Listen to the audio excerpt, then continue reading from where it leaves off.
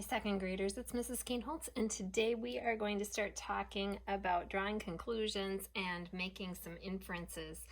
So the first thing I want you to think about is all the things that you already know, everything that's in your brain. That is called your schema. So everything you know helps you make other decisions. So when we mix what we know, our schema, plus what we read, or maybe what we see or hear, we are able to make decisions. We come up with a new idea or a conclusion. We can make some inferences. We make decisions about what we read, and we think about how we feel about things. Okay, so we have to make up our mind. We have to make decisions, and sometimes we have to figure out what's going on in a text. Sometimes the author doesn't write everything down, and he or she leaves it up to us to make some decisions or draw some conclusions. So today we are going to look at your yellow benchmark packet, and if you've got that at home, please grab that. It'll make it a lot easier to follow along. We are going to look at the story Elmwood Tree, and I'm going to just zoom in just a little bit more so hopefully you can see it even better. Just some light here. Elmwood Tree. Now we're going to be looking for clues. We're going to mix it with what we know. So the clues would be from the story, and then we think about all the things that are in our brain already, all of our schema, and then we are able to draw a conclusion. And right now we're going to try to draw a conclusion as to what season is this? Here we go, Elmwood Tree. Again, you can do this first. If you want to do it with me, that's okay too. Elmwood Tree. All summer, the children played under Elmwood Tree. They loved the shade of the leaves. Then one day a cool wind blew. Elmwood Tree was sad. Summer is over. Soon I will have no leaves. The children will not come and play. Flapper Bird said, the children will come back. Wait. Elmwood looked at the other trees. They have new colors, said Elmwood. You have new colors too, said Flapper. I will fly to a warm place. You stay and wait for the children. The next day, one red leaf fell from Elmwood. Then a yellow leaf fell. Soon there were no leaves left on Elmwood. Then the children returned. They jumped in the crisp leaves. Now again, I would love to mark this up just a little bit. Let's put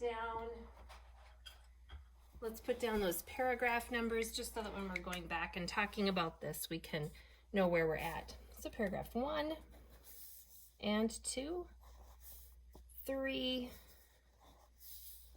4 is indented way up at the top, and 5. 5 paragraphs today. So this story is all about a tree, and if it's a talking tree, we know there's some personification there. We know that it's not real, but we can figure out, we can understand, we can draw a conclusion as to what season it is, and that's based on some clues.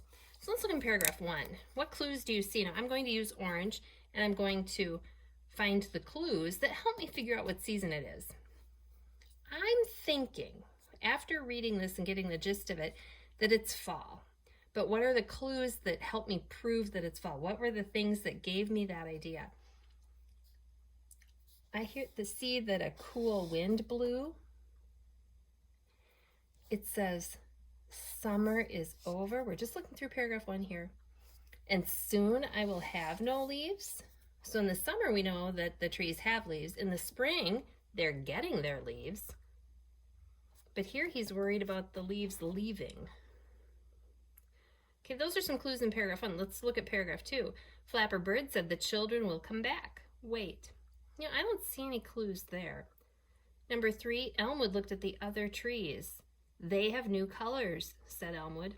Now I know in the winter trees are just kind of gray, and then in the spring they start getting green, but new colors would be probably referring to the red and the orange, brown, yellow leaves that we see in the autumn. Paragraph 4, you have new colors too, said Flapper. I will fly to a warm place.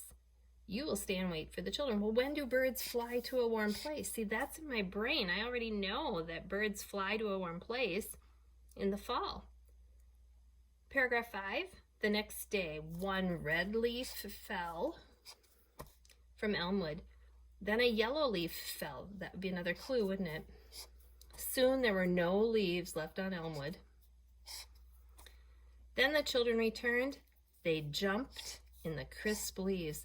Jumping in the crisp leaves is something that I know from my own experience that we do in the fall.